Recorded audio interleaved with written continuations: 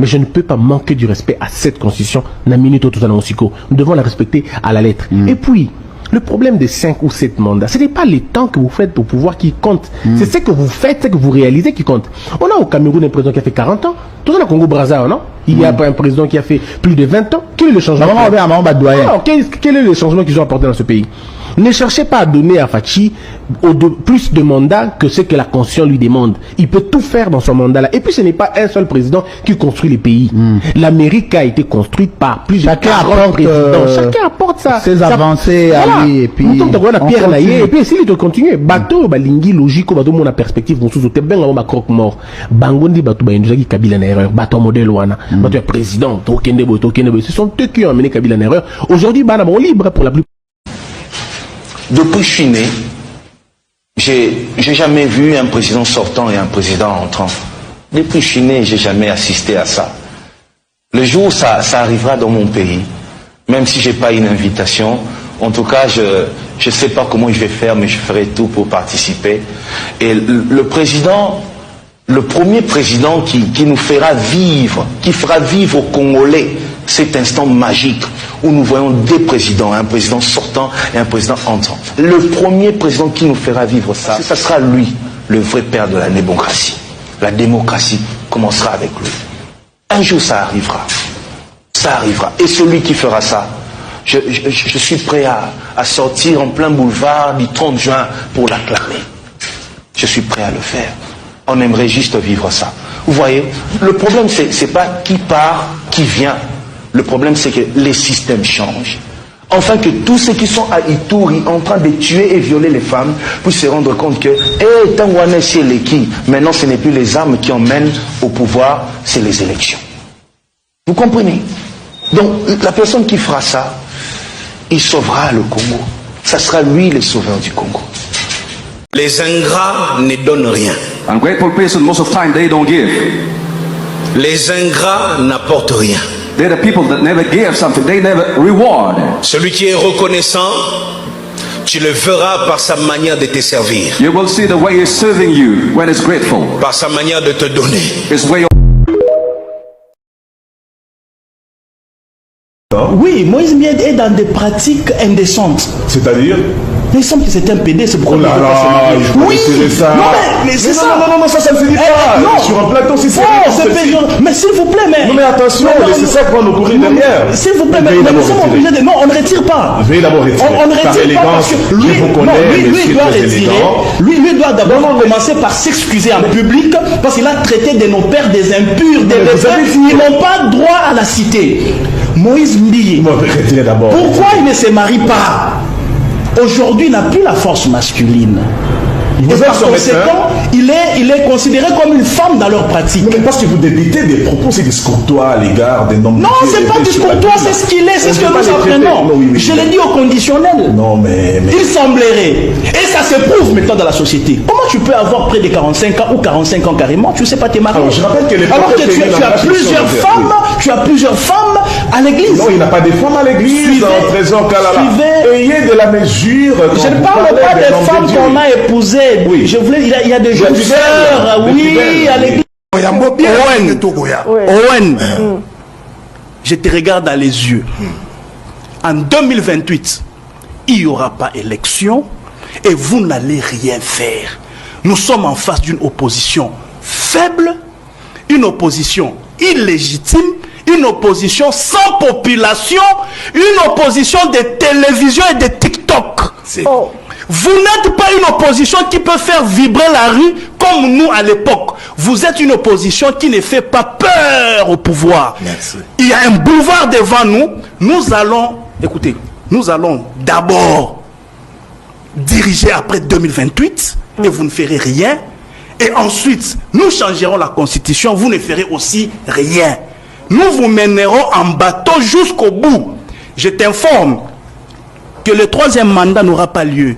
Mais ce deuxième mandat de Tshisekedi durera plus que son premier mandat.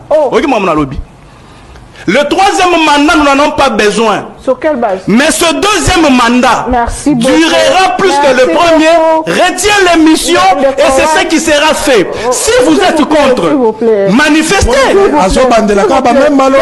Manifestez. en 2015, il suffisait d'une intention de Kabila. On avait réagi et Kabila avait reculé. Mais nous avons présenté nos intentions. Qu'est-ce que vous attendez pour réagir? Mais les présidents oublient la Constitution. Dans la Constitution oblige les présidents Félix Tshisekedi Tshilombo à respecter la Constitution, à faire appliquer la Constitution et à protéger la Constitution dont lui cherche à changer. Si un président de la République cherche à changer la Constitution, il s'expose automatiquement à la haute trahison. Et nous tous, nous savons, si un citoyen s'expose à la haute trahison, la suite, l'article 74, oui. Le président a prêté serment pour sauvegarder, protéger et défendre la Constitution. Aujourd'hui, si le président Félix Tshisekedi cherche à changer la Constitution, cela veut dire que le président Félix Tshisekedi cherche à piétiner son propre serment. La première personne ou les premiers citoyens qui doit défendre, protéger la Constitution, ce n'est pas moi qui l'ai chaud, ce n'est pas le président Moïse Katumbi, mais c'est bel et bien le président Félix Tshisekedi Tshilombo. Si aujourd'hui, le président Félix Tshisekedi Tshilombo maintient sa position de changer la Constitution, il s'expose automatiquement à l'article 74, la haute trahison. Autre chose, lorsque vous voulez organiser un référendum pour, entre guillemets, changer la Constitution, c'est de l'escroquerie politique, c'est de la dictature. Parce que les cadres légaux qui organisent les référendums stipulent les 3 matières à traiter dans un référendum. La première matière, c'est les changements de la capitale. Article 10 de la Constitution. Okay. La deuxième matière, c'est la modification territoriale. Article 214. Les dernières matières, c'est dans l'article 218. Révision constitutionnelle. Nulle part dans la Constitution congolaise, on stipule qu'on peut organiser un référendum pour changer la Constitution. Donc vous comprenez directement que nous sommes en face des dirigeants qui cherchent à piétiner la Constitution pour en faire permettre à un seul individu de se maintenir au pouvoir. Les buts aujourd'hui, le changement ou la révision? Non, la première des choses. Vous en tant qu'opposant? Non, la première des choses, oui. Le changement n'est pas légal. La deuxième des choses, aujourd'hui, on ne peut pas réviser la Constitution. Pourquoi? Parce que l'article 219 parle au cas où il y a état de siège, état d'urgence, on ne peut pas réviser la Constitution. Cela veut dire que présentement... C'est lui qui peut le faire, c'est lui. Non, présentement, on ne peut pas réviser la Constitution. On ne peut pas changer la Constitution, c'est clair. C'est la position du parti Ensemble pour la République. C'est la position du président Moïse Katumbi Tshilombo. Alors pourquoi craindre cette révision de l'article 220? Ce sont peut-être que des rumeurs? Non, apparemment, il y a des manœuvres pour le faire. Ce ne sont pas des rumeurs, ce sont des informations très sérieuses. Et pourtant, Lambert Mende Omalanga, le porte-parole du gouvernement, a bien dit qu'il y aura ce flambeau civilisé entre président sortant et entrant. Ce monsieur est très bien connu pour dire une chose et faire le contraire par la suite. Il est là dans son rôle, mais demain, lorsque le scénario catastrophe sera mis en route, ce sera le même qui reviendra pour dire le contraire et essayer de le justifier. Nous le savons. Que fera l'UDPS si Kabila réussit à faire sauter justement le verrou de la Constitution? Nous le combattrons, mais avec tous les moyens que nous aurons à notre disposition, ça c'est clair. Nous ne l'accepterons absolument pas.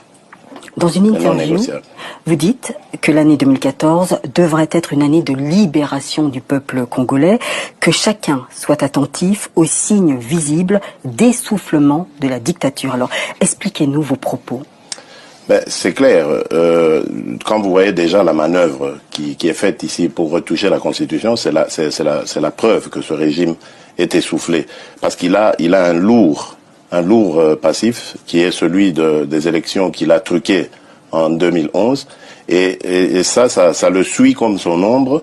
C'est une tare qu'il traîne depuis 2011. Et en plus de ça, il y a la lassitude de la population, toutes les crises. Et je crois que vous avez suivi depuis la fin de l'année dernière le nombre de crises qui se sont éclatées dans le pays.